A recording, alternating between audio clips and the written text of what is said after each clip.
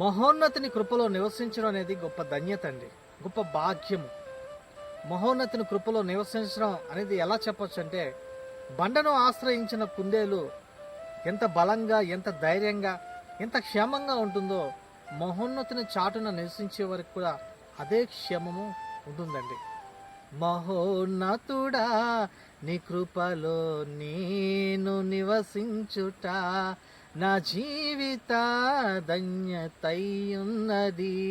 మహోన్నతుడా నీ కృపలో నేను నివసించుట నా జీవిత ధన్యతయున్నది.